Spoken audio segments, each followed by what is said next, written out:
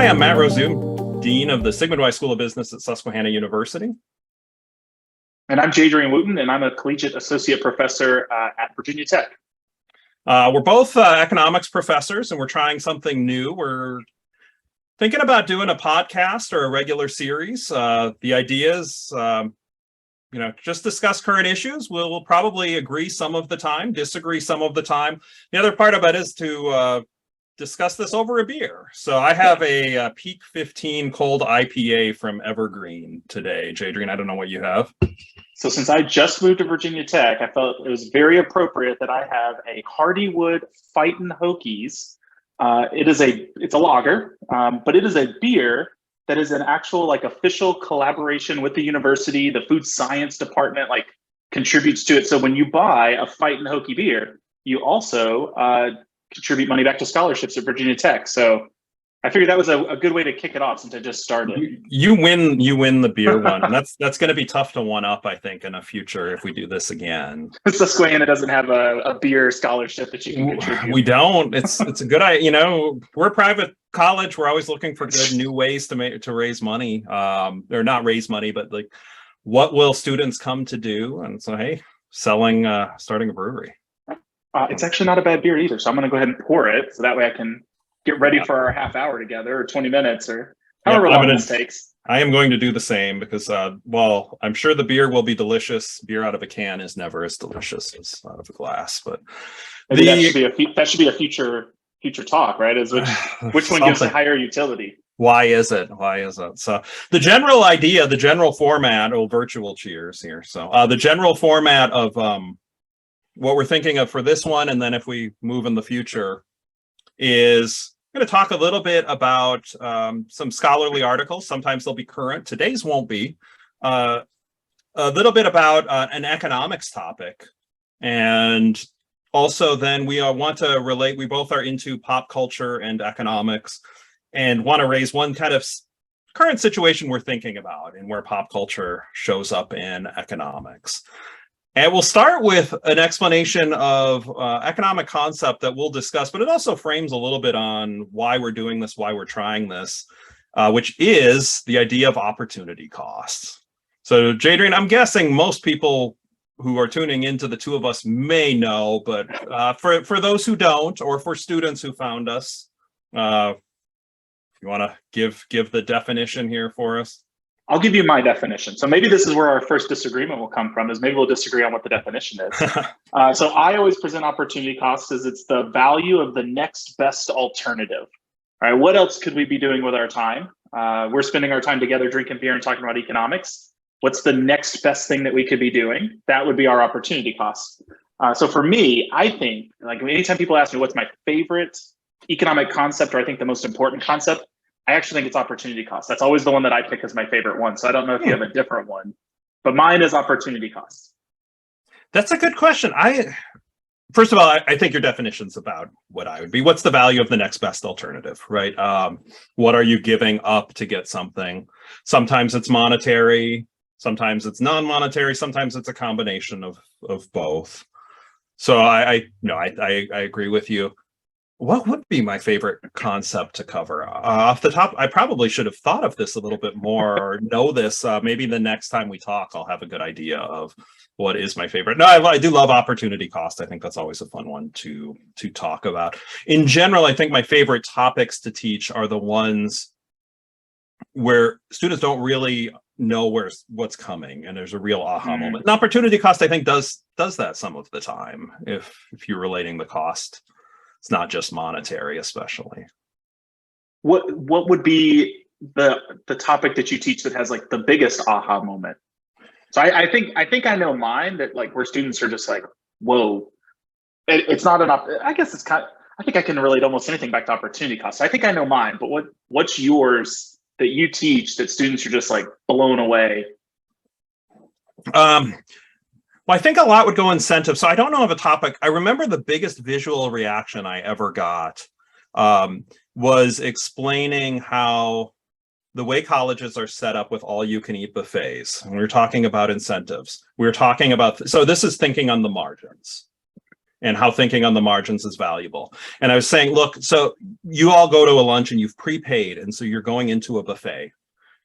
You should be eating until the marginal benefit of the last thing you eat equals the marginal cost. And the marginal monetary cost is zero.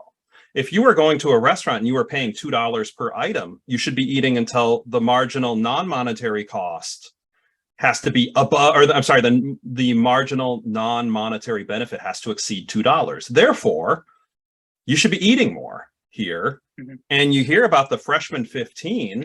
Well, part of it might be the fact that everybody's on a cafeteria plan. And I'll never remember one student, Adam, a great student, and just says, I can't, like, the way I'm looking at the world has completely changed. That's one reaction. I don't know if that's the one where I always get the most visual reaction, but, you know, relating marginal analysis, and it jumped out at somebody as something, wow, this really helped explain the world in a way I had never imagined.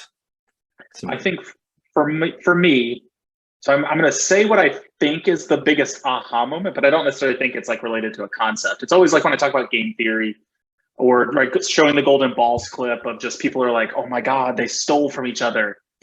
You guys do this. You do this to each other all the time. Like, you cut each other off on the sidewalk, or like you do this. So like, that's a big aha moment, but I don't know that it's the concept that makes them go aha. Yeah. I think the one where they really start to, like, you can see like the wheels turning is when I start talking about negative externalities and why people do things that are annoying or bother people. And this idea that, like, they're not taking into account that they're bothering the person behind them while they're walking and playing on their phone. And so I kind of talk about this idea of, like, the individual doesn't care. They do more than what they're supposed to. And I was like, that's why they're annoying. And like, you can see the gears turning.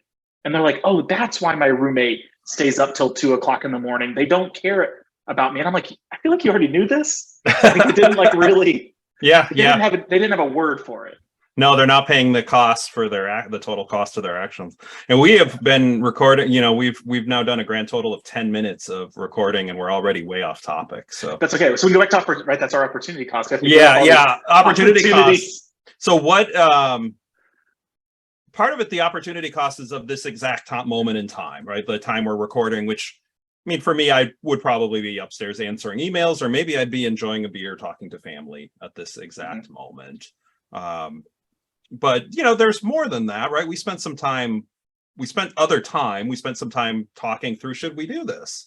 We plotted out a little bit about, okay, what will we talk about tonight? Not in great detail, just a short outline. As you could tell, for those listening can tell, right? We got off track pretty quickly on this. I think that's going to happen a lot. Yeah, probably. But, and then there will be some time post-production, I guess, editing this down and getting this live and then promoting. So that'll take a little bit of time. What, for me, you know, I think we thought carefully about even doing this first one. I'm a dean now, I'm a professor, I teach less. And I'm not really paid to do a podcast, right? That's not part of my job description. However, I did think in the terms of part of my job description is alumni outreach. And I think, okay, this will go up. If we do no more, this will be up, and I assume some alumni will see it. And, you know, it's a little bit of outreach. More people, I won't be interacting with them, but they'll see me and they'll hear me talking and teaching, and hopefully they'll have a positive impression. Yeah. But no, there's definitely a cost. And then the question we'd have to come up with is, are the benefits will they exceed the costs? Well, you know what I think is really interesting, and I think about this whenever I teach too, because this is always the hardest part. We jump right to the equilibrium and we say, hey, you know, you don't do it if the marginal cost is greater than the marginal benefit. Except, you know, like in the beginning, the costs are going to be negative, right? Like, we're not going to get the benefit for the first couple episodes because, right, people don't know about it. They have to learn about it. And so I think even in that sense, like, you start to get to see kind of that differences between when we think about like what we call our definitions, our formal outcomes, that final piece is like, that's not true everywhere. It's kind of right, like you said, at the margin, at the end, when you're thinking about another episode. I think that's really where this is a really good opportunity to think about, like, what we teach students is very different than necessarily what's happening every single time, but like it will kick in eventually. So for me, right, opportunity cost, I think, so I'm a director of undergraduate studies. My focus is, right, how do I get the Virginia Tech program to be the best undergrad econ program in the state and in the country? And how do we get people excited about economics? And I think one way to do that is kind of talking about economics in a less academic form. I think for too many people, economics is about finance and the stock market and bonds and trade. It's about the people you see on the news talking about recessions and inflation and unemployment. And I wish people knew more about economics and like this way of thinking. And so I think to me, it works in outreach in a sense of like, maybe students will hear about it, students will get involved, students will like it. But I also think about it in the sense of, can there be a greater good that we can provide, not just to our students, not just to alumni, but to just the population who's interested in learning about how economists think about things, disagree about things. I think that's the hardest thing about economics is, so we're in a college of science. Students are always really confused. Like, why is econ a science? And I always joke that physics and engineering and chemistry, they have it easy, right? Because molecules and particles don't talk to each other. They don't have feelings. So they know exactly what's going to happen. For us, like, it's hard. And so I think it's really fun to to talk to somebody about that and to show that economics is about life, but that economists disagree about things. And it doesn't mean that one of us is right and one of us is wrong. It's just we have different opinions about what's the best way to go forward. And we have different definitions about what's best, which is, I think, is going to be fun too. Yeah, no, I mean, you raise a good point. Part of it is, in terms of other benefits, I mean, I mentioned a couple possible benefits. I mean, the opportunity cost is clear. It's time, and time is sparse. And whether it's time, kind of personal time, a little bit less time relaxing and watching the World Cup highlights. We're recording this the day the U.S. just beat Iran to advance to the round of 16. Or it's work, other work things I could be doing, which, most of those have to get done anyway. So it's but then the benefit of the individuals who see it, that's outreach. That's the benefit, as you say, for Virginia Tech, or for me, for Susquehanna, which for those watching who don't know, I think everybody would know where Virginia Tech is. I'll mention Susquehanna. We're a private liberal arts university in central Pennsylvania. Economics department is ranked number 29th in the liberal arts universities, according to I believe it's the St. Louis Federal Reserve. So I've got to tout that. And business school, I'm dean of the business school. A couple things about our business school: we're AACSB accredited in a private liberal arts environment, which is rare. There are literally 9 of us in the world. And we're, at least to my knowledge, the only business school that guarantees students an internship in a foreign country. So a little bit about Susquehanna for those who are wondering, what in the world is that word you're saying? If you're familiar with Pennsylvania, you'll know there's a Susquehanna River as well, and we're right on the river. But in Sealands Pennsylvania. So you got to say where it's at too. That way, Sealands, Pennsylvania, an hour north of Harrisburg, a little bit less than that, about a little more than an hour east of State College. And Jadrian made the visit a few times when he was out at Penn State, and 3 hours from New York, Washington, and 2.5 from Baltimore and Philly. And Blacksburg, I've never actually been to Blacksburg. Where in the state is Blacksburg, for those of us who won't know? So Virginia Tech is in Virginia, Southwest Virginia. So I like to say we're in the tail of Virginia.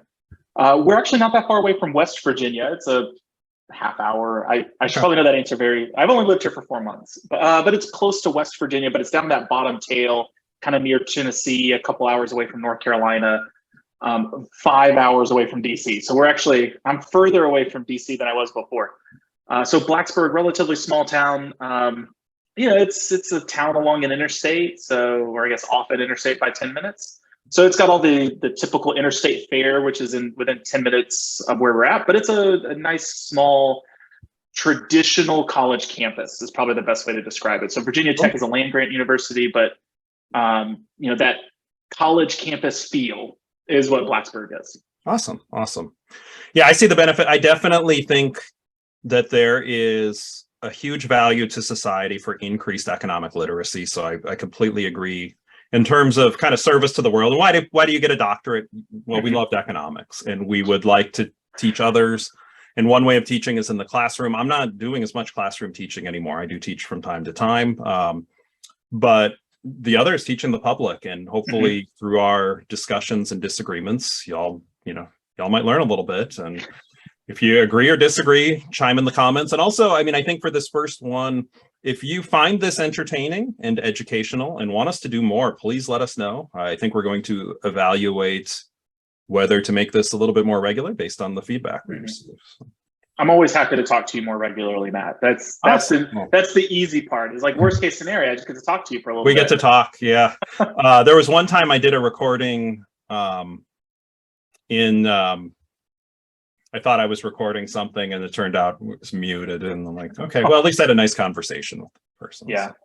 So no, so opportunity costs, what are we giving up? The only reason we're doing this is we think there's at least a potential in the long run of potentially significant benefits, right? I mean, you can dream it would be big, but if a modest number of people start to listen and follow and engage, I would view that as a huge success. And if it's one time, well, then we had a nice talk and we enjoyed a beer, and it's not. It'll be more than one time. I'm confident it's more than one.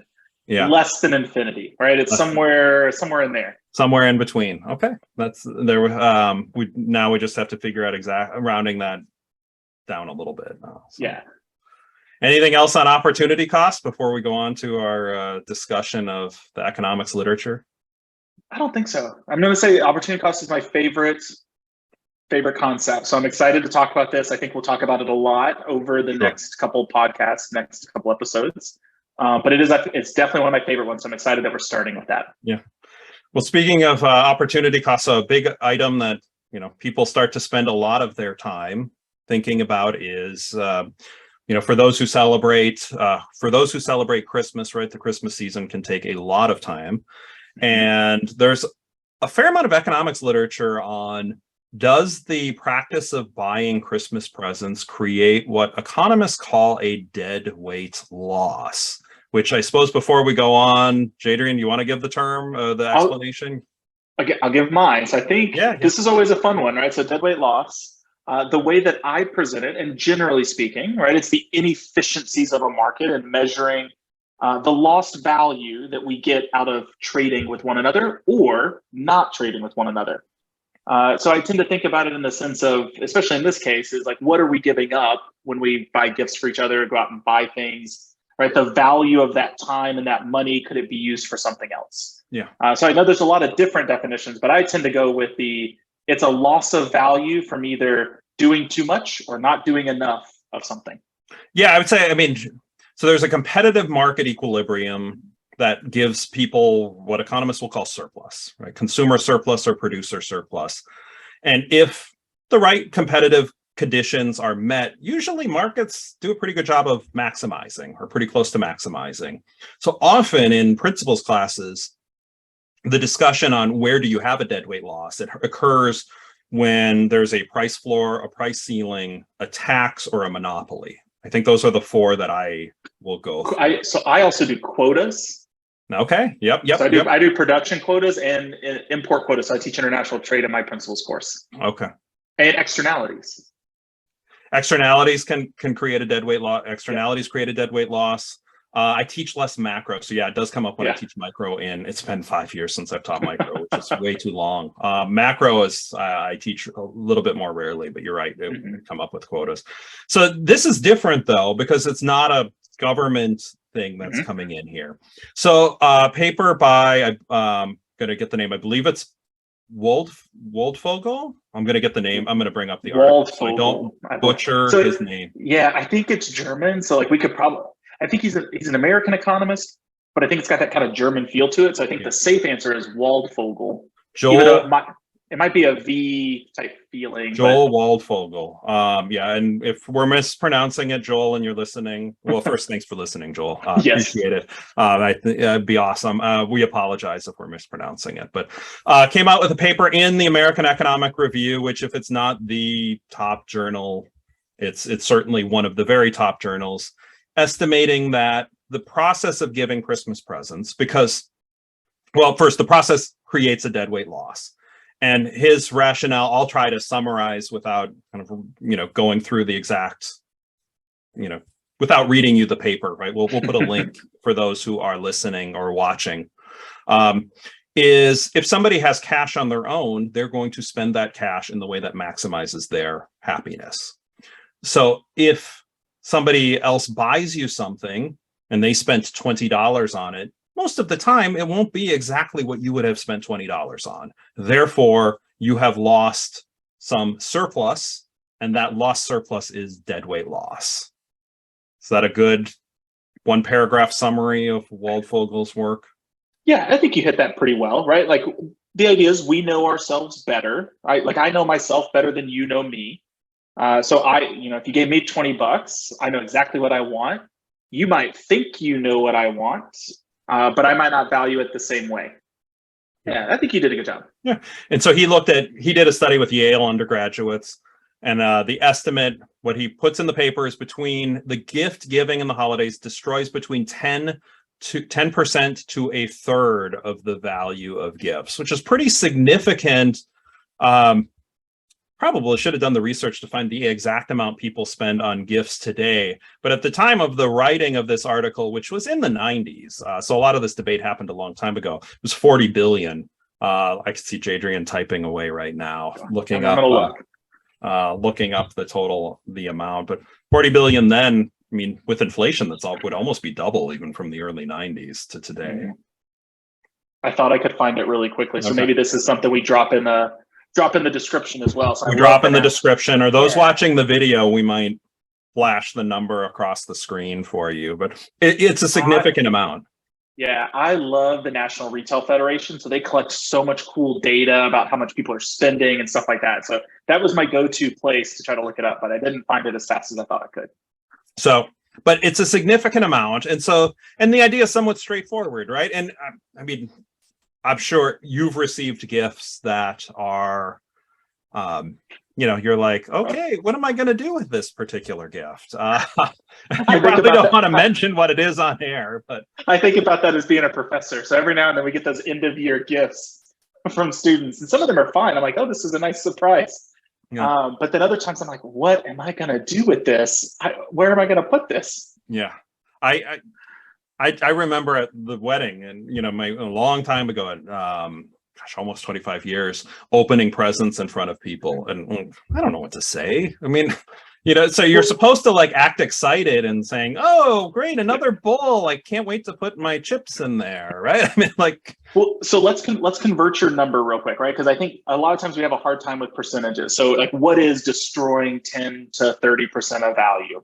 So the idea, like I like to change it to dollars, so I think it makes it super easy. If you were to get a gift that somebody spent $20 on, like if I was going to give you a $20 gift, destroying 10% of it means that essentially you would have only paid $18 for it. Correct. Or if we're going to destroy it all the way up to 30%, you would have paid $14 for it, right? And so I think sometimes when we hear 10 to 30%, like when we hear percentages, I always feel like if it's under 50%, people are like, that's not that bad, right? Oh, 10% of value is not that big of a deal. But I think when we convert it to dollars, that's where we start to really realize like, oh, that actually is a pretty significant amount, that a $20 gift is actually only worth $14 to $18 to the person who receives it. Yeah, and I mean, and you're not getting one gift, right? I mean, right. And then you multiply by all your gifts, right? Like if you're getting that heavy of a discount, especially, if you're super popular, I don't get that many gifts maybe. So maybe it's not as big of a deal to me, but like a teenager. Teenagers get lots of gifts from grandparents and relatives and parents. That value adds up really quickly. So if an average person gets $200 in gifts, and that's probably that. Okay, let's say it's 20%. That's kind of in the middle.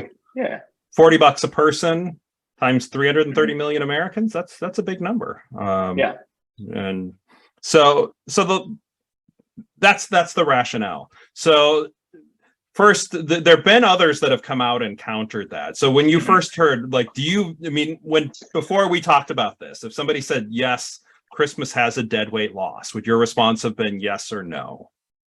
I can tell you what mine would have been if you want me to go first, but. No, I'll go first. So I'm I've grown up a lot. I think if you asked me 20 years ago, let me think of how old I am. You asked me 15 years ago, right? Fresh econ major, just learning about this stuff. I would have been like, yeah, that's a waste. That's awful. Get rid of it. The more I think about it now, the more I lean into it's not that big of a deal. So I think I've moved away from this being a big deal, right? So I think there's losses, right? Like I don't ignore the discount of 10 to 20%. Like I don't discount that at all. And I have received gifts I don't like. Absolutely. I would much rather prefer cash. Absolutely. Like write check boxes. I agree with all that stuff. I think there's better alternatives. However, the more I think about it, I think what tends to get lost in this discussion is there are non-monetary benefits of receiving a gift that we tend to ignore, of giving and receiving, right? So like, I tend not to like gifts. I tend to prefer, like, just don't give me anything because I don't want to go back and forth over and over. But I like, it actually means a lot to me. Like when a student goes out of their way to get me a gift, even like if it's food that I'm not going to eat, like the value of them taking time, because I know they took time to do it, actually does mean a lot to me. Even though like if they gave me $20, I'd feel really uncomfortable. Like I would feel very. Just imagine a student going. You may not even be able to take that legally, right? Yeah. Right. Like I've had students who do like honors theses. They'll give me like a gift card, and I'm like, oh god, I don't know if I could take this. Yeah. So like, I think that's the problem, right? Is that we tend to ignore feelings, and economists are really bad at valuing feelings. So I think if you asked me a long time ago, I'd say gifts are stupid. Don't give gifts. Give cash. The more I do it, the more I've kind of grown up. I think the more I really value like something personal, like when your kids give you like a handmade turkey that says "We love you, Dad." Like that's worth so much to you. And we wouldn't say that's dumb. He should give you $1. Yeah, you should have spent your time working and paid me money. Right, yeah. Go sell some lemonade and give me the cash. Yeah. So that's where I think I've changed. I think if you asked me 15 years ago, I would have been cynical. As I've grown up, I don't hate it as much. I still probably am cynical in general, but on this, I actually completely disagree that there's a deadweight loss. And I think part of it's the reasons you exactly explained. When you receive something, there can be an extra value because you received it. And sometimes that extra value could be enormous and way more than the value. Speaking of, I mentioned wedding gifts. We've received this metal fish. And it's tough to describe other than imagine a rectangular kind of platter that's thick metal and it's in the shape of a fish. Mm-hmm. And I got it and I'm like, what in the, I got it at the wedding and we were opening it in front of people. And at first I literally thought it was something I was supposed to hang on the wall. Like, I didn't know. I'm like, is this art? I didn't say it. I was thinking it was art. And we end up, that's the plate we use every time I grill, I put the meats on that afterwards. That's like for 20 years. I've done that. And we think about the fact that we got that at our wedding. That was a wedding present. The value of that is many multiples of whatever it was. And that'll happen on occasion. And then other times it's not multiples, but it's, they went out of the way to think about buying me this, whatever. Mm-hmm. So there's that. Yeah. No, I was gonna say, I think one of the problems when we think about deadweight loss, the way I think it's often presented is it's deadweight loss for an individual, but realistically, we're supposed to be thinking about deadweight loss of the collective. Yeah. Right. And while one person may not get the same value, the person giving the gift may get extra value. Correct. That takes over the losses. And so like we can have a net positive. Yeah. Actually, sometimes I like buying gifts that are different and somebody didn't think of. I find value in that. But so the follow-up to this paper had comments to it. And one of them, I'll give a shout out. I haven't talked to him for a few years, but Jason Sjogren wrote one with John List. Jason Sjogren was at Iowa State just before I got there, but he agreed to kind of help with my dissertation because I did experimental auction work. And they wrote a comment. They did auctions where they were looking to buy back gifts and what the price would be. So auctions have, the nice part about a well-designed auction is it can accurately assess values. And they found that it would have actually taken more than the retail price to buy it back from most individuals. So they kind of found the counter result once you were dealing with actual incentives. And mean, how much is it really a loss overall, or is it a Mhm. gain? Like how much, what is the value to the recipient of the warm feelings for getting a gift? I mean, in many ways, it's a measurement question, but some economists, including List and Sjogren, have found it's the emotional value of getting the gift exceeded the fact that, okay, it wouldn't have been the exact thing you picked out. Well, and it's very similar, I think, to, I don't know if it's Ariely who did it, but the kind of classic, you get a coffee, they give you a coffee mug, how much you willing to sell it for, right? Like once it's yours, your value and your estimation of what it's worth changes. And so like if I'm giving you a gift and you're not going to pay that much, once you have it, doesn't mean that you're going to immediately sell it back.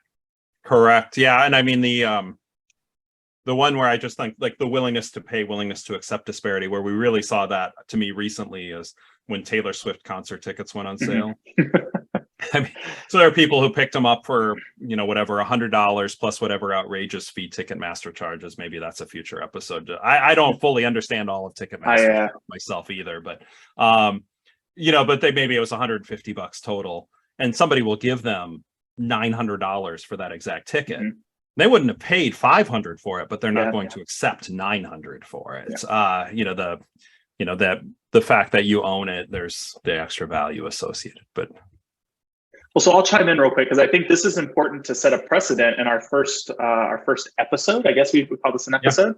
Matt and I did not talk about our views before this podcast.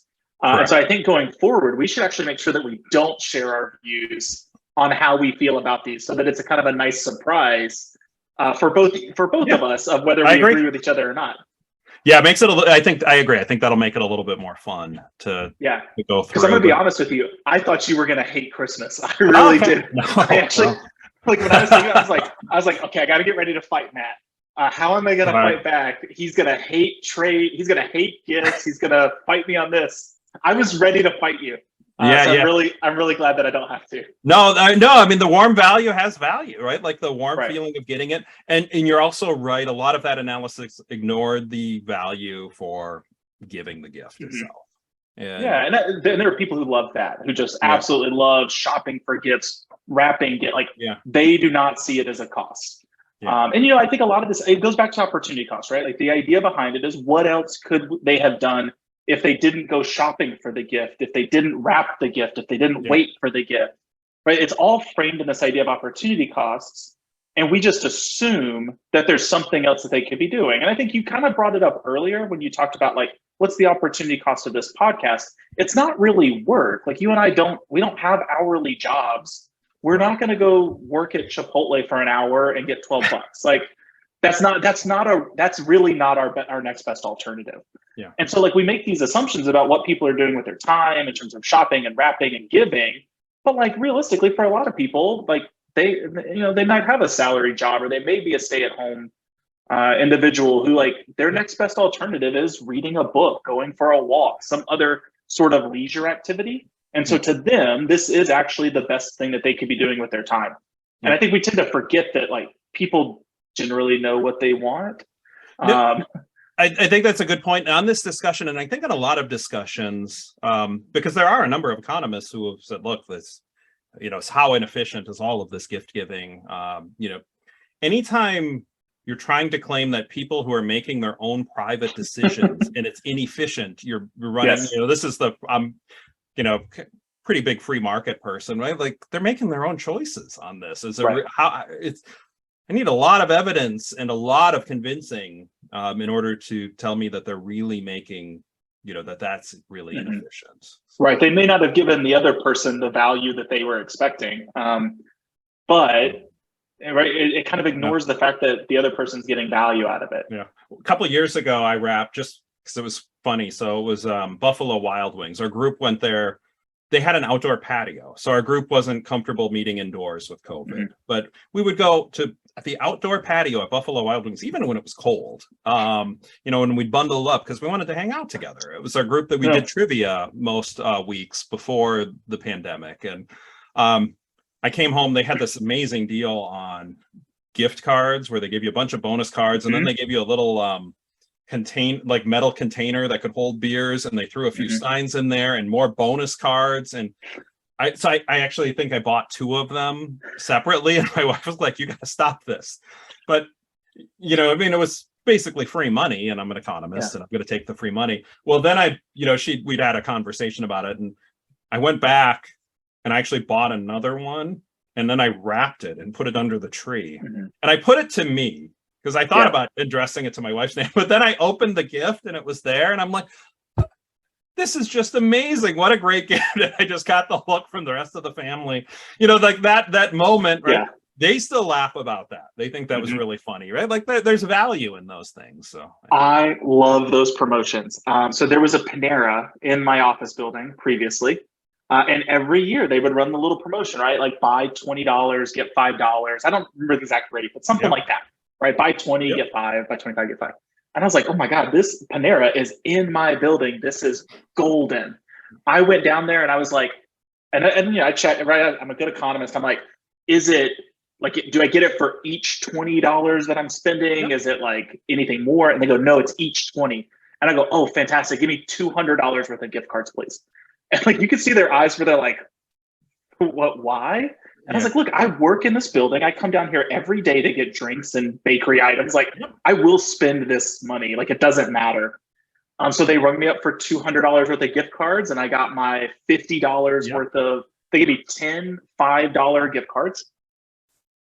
So before 2021, it was always just a $5 gift card. I don't know if you know that they changed this. I found out that they changed it after I swiped my card. But recently, it's now $5 gift cards that you could only use in the month of January. Which I don't know if anybody picked that up. I was at a university, and universities are closed for the first half of January. No. Yeah. So I had like a 2-week window to spend $50. And it's one. It's one per time usually on those, right? It's it was like a $5. Yeah, it was like a $5 card. For the $5, you can't use like $25 at once of those $5. Yeah, and so it was a mess. And so I started giving them away to students. And so I basically gave them as gifts. I was like, here's $5. You got to use it in the next week. And it's a free gift. Marzoni's does something similar, and I've bought an embarrassing number of gift cards. I won't even say it on here because it puts the 200 to shame. But I'm always, so I want to buy more, right? Like I go in there going like, I could spend $1,000 over the next few years. Like in my mind, I'm like rationalizing. Like, I'm going to use this. It's money. It's a store of value, right? I can go through the rules in my head, but I didn't because I was terrified of losing it. I was just scared that, right? Like if I put $500 on a Panera card, that I'm going to lose that one card. That's fair. Yeah. So I love those promotions. So so we talked. Christmas is coming up. I hope that you enjoyed the discussion and our veering onto all the other topics. Final thing we wanted to close with is because we both like pop culture, bring up something we've been thinking about with pop culture recently. And so, Jadrian, anything you've been thinking about? So do you want economics? Do you want pop culture, or I can give you pop culture related to our topic today? I can go either direction. That's a bonus point. I don't know that I'll be able to do that. But I got to think about if I know pop culture other than what I was thinking. So I'm the director of the Economics Media Library. It's a great website online, Econ.video. So I'll give myself a shameless plug. Hundreds of clips about different economic concepts. If you're an economist or econ student or just econ person, please send me clips. I'm happy to take them. But I'll give you 2. So I'll give you one Christmas related since we're talking about the holidays, but I'll also give you one not Christmas related. That's my favorite opportunity cost. So maybe like for each of our concepts, I'll just highlight my favorite video from the website. So let me give you I'll give you my Christmas one first, since that'll be our kind of dovetail to the end.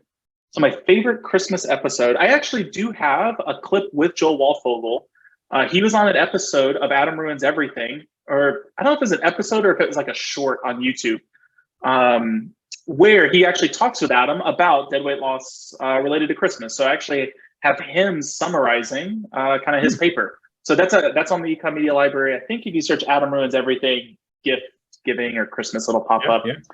But my favorite one that is about kind of gift exchange, opportunity cost, that sort of thing, is actually from the TV show Blackish. Did you ever watch that? I've seen some of that. Yeah. So I don't have. I should probably tell people this. I don't have cable, so I don't know if you're the same. Have you cut the cord or no? We have YouTube TV. You have everything. Yeah, it's Yeah. pretty sad. We're that weird group where we're like, let's get rid of cable, and we have Disney Plus and Hulu and Amazon and Netflix and CBS. So like, we've got you add them all up, we have cable. You're doing okay. Yeah, we're doing the same thing. So it was a TV show. I don't remember the main characters. I'm not really good at because I don't watch that. I don't watch that much TV. It's hard for me to like name actors and stuff. Sure. But the episode is amazing because kind of the general story. The dad's family comes. They're kind of annoying. There's kind of skipping Christmas and all sorts of stuff. And the scene is like the family in their closet exchanging gifts with one another. And the dad buys all of his kids. He has 3 kids. He buys them all what he thinks are really good gifts, like an iPhone. One of them's a goldfish. That's not always that great. But one of them's like a gift card. But what I love about that scene is it's actually this conversation that we were just having where like the kid who gets the gift card, he's like, you gave me a gift that like is a daily chore and ends in heartbreak. Like this fish is going to die. Like what kind of gift is this? And then the other one, I think my favorite part though, is one of the kids gets a gift card. I think it's to J. Crew, but he gets a gift card and he goes, you took money I could spend anywhere and turned it into money I could only spend at one place. And I was like, that is beautiful, right? Like that's what we were talking about is like, if you're going to give somebody money, why give them money to one store? Just give them $200. So I love that scene because it kind of goes through like each part where they're like, why'd you give me a gift card to J. Crew? Like, this is pointless. So that's my favorite holiday related dead weight loss clip. But let me give you my favorite one about opportunity cost. It's so dumb and I love it. It's going to mix your favorite one. So you kind of talked about marginal analysis. So I think it goes with this. Did you ever watch Super Troopers? I don't think I did. Okay. So I don't know when it came out, early 2000s probably. I think I was in high school. It's definitely one of those like stoner movies that's just like real dumb, but I think it's the funniest movie ever. Yeah, you know exactly what I'm talking about. Like that kind of genre of movie. So the story is about a bunch of police officers in Vermont, I think, Vermont or New Hampshire, somewhere up there, who are they're dumb cops. That's pretty much the whole shtick. But there's one cop that's dumber than all of them. His name is Farva. Do you know what scene I'm talking about? I haven't seen this. Oh I'll send it to you after. It's great. So just imagine just like a really dumb individual. So he is at the gas station pumping gas into his truck. And you see the little gas ticker. It's the old ones, right? So it's ticking up and it's 1 gallon, 2 gallons, 3 gallons, 4 gallons. And it gets to like 9 gallons, like 909 or something like that. And then the camera pans up and it says, free hot dog with a 10-gallon purchase. And then it pans back down to the $9. And you see this dumb cop where he's sitting there going like, wait, I can get a free hot dog. So he takes the pump out of the thing, puts it in the garbage can, and just pumps a gallon of gas into the garbage can. And then the scene cuts and he's walking out of the gas station eating a hot dog. I absolutely love it because it hits like both of those, like the two we've talked about. So marginal analysis, this idea of like, do I want the next item, right? So in his mind, he gets a hot dog. That's his marginal benefit. The cost is 1 more gallon of gasoline. So ideally, he was weighing the cost of the gallon, which it shows you, but it's like really cheap because it's old, versus the benefits. So it's got that marginal analysis part. But then the other part I like is it talks about this idea of opportunity cost. It's like, that's not a free hot dog. He paid for that. He could have done something else. So I love this scene. It's like a really short, like 45-second scene that kind of hits both of those. Those are my favorite ones. No, that's good. And I came up with something, and I think I in our prep, I kind of gave an idea to you what I might talk about, but I'm actually going to talk about something different because there's 2 clips, speaking of shameless plugs. So I have a site, Broadway Economics, and there's 2 songs I'm working on that are going on there that aren't on there yet. Maybe by the time you see this, they'll be on there, that cover topics I don't think are on there. So one is from Almost Famous, the musical is on Broadway, and my wife and I loved it. The critics did not love it. And I think the biggest criticism was it was so close to the movie that, there were some issues. I saw the movie once 20 years ago. I kind of vaguely remembered it, but I thought it was good. But there's a song called No Friends that it's on Apple Music if you've got Apple Music. And it's about a reporter who talks about how he's supposed to cover the story and not be friends with them. And I'm like, what a great illustration of the principal agent problem, right? Because the, principal agent problem, somebody hires you to do a job. You have preferences that don't exactly align with the principal's preferences, right? The principal wants you to write an objective story. You're there, you want to party with these rock stars and have fun, and because they're fun and there's beautiful women hanging out with them, right? And you want to be friends with them, but that's not what they're paying you for. And I don't think I have a principal agent clip on that site. And I don't know that there's a lot of pop culture that does a great job illustrating the principal agent problem. So I was like, I was way too excited about this one song that's going to go on there. So that's one. And the other one's actually a really old song, but I think it illustrates option value, which is something you don't teach in principles very often. But the idea that, is it's from Footloose the musical. So the song's been around for a while, but Holding Out for a Hero. Okay. And the person talks about how, right, they, okay, if there's an option to remaining available for this person, because they could, instead of getting whatever's out there, they could actually get the hero. Options have value. Often they're thought of as in direct correlation with stock options, which may not have value at the time, but because you have the option to exercise this at a, buy the stock at a certain price at a later point in time, or sell the stock at a certain price, it has value. But even outside of just stock options, if there is something that gives you an option to do something at a later point in time, it has value. And so these are two songs that hit topics I just don't have. And so I'm way too excited about these two songs. I was searching the website. I don't have very many. I don't think I have any option values. I have a couple principal agent problems. Okay. And out of 600, I have 3. Yeah. So not many. I'm gonna say I don't have any option value. I just searched it. I got Apollo 13. Failure is not an option. So it picked up the word option out of that. So it's not an option value, but it just says the word option. So there's a bunch of other pop culture stuff, but I'll save those for the next episode. Oh yeah, we've got plenty of pop culture to talk about. I think that's going to be the easy one. That will be the easy one. Well, Jadrian, it was nice chatting. I mean, for us, this is just fun, I think. But Matt, it's good. How much of your beer do you have left? I feel like I saved it just for the end. Perfect. About the same. So cheers. And to everybody who was watching or listening, thank you. Once again, it's our first time trying this. We'd love your feedback on ideas for episodes, whether we should do it again. If you say we should never do it again, please be nice about it, I guess. Please just tell that to somebody. Tell that to somebody else. Please don't leave that in the comments. Right? Do you want more definitions, more research, more media clips? We could talk.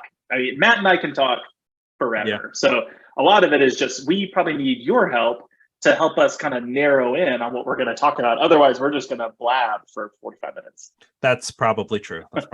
So with that, take care, everybody, and we will look forward. As Jadrian said, we're going to do at least one more. So we'll see you the next time we record.